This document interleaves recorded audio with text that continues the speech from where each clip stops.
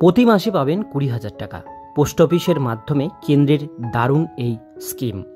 এই স্কিমের নাম কি, স্কিমে আবেদন কারা কারা করতে পারবে, এর জন্য কি কি নথিপত্র লাগবে, সমস্ত ডিটেলস বিষয় থাকছে আজকের এই ভিডিওটিকে স্কিপ না করে প্রথম থেকে শেষ পর্যন্ত মনোযোগ সহকারে দেখতে থাকুন।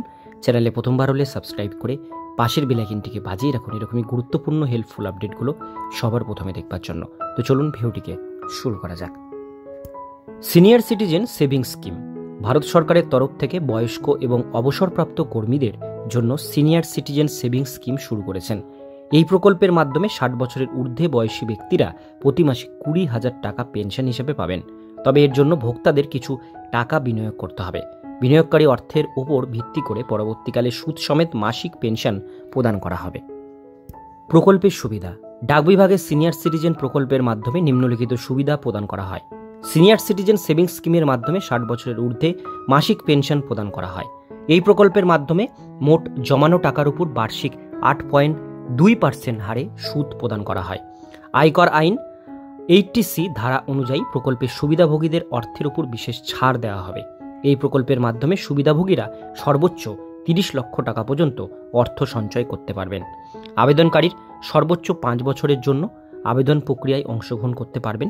5 বছর পূর্ণ হওয়ার পর চাইলে পুনরায় দ্বিতীয়বারের জন্য আবেদন প্রক্রিয়ায় অংশগ্রহণ করতে পারবেন। আবেদন যোগ্যতা। আবেদনকারীকে অবশ্যই ভারতীয় নাগরিক হতে হবে এবং পরিচয়পত্র হিসেবে আধার কার্ড, ভোটার কার্ড থাকতে হবে। আবেদনকারী প্রার্থীদের বয়স 60 বছরের ঊর্ধ্বে হতে হবে। সরকারি কর্মচারী বা বেসরকারি ক্ষেত্রে কর্মরত প্রার্থীরা আবেদন প্রক্রিয়ায় অংশগ্রহণ করতে পারবেন। সেনাবাহিনী থেকে অবসরপ্রাপ্ত ব্যক্তিরা আবেদন প্রক্রিয়ায় অংশগ্রহণ করতে পারবেন। আবেদন পদ্ধতি। অনলাইন মাধ্যমে আবেদন প্রক্রিয়া অংশগ্রহণ করতে পারবেন অফিসিয়াল ওয়েবসাইটে প্রবেশ করে।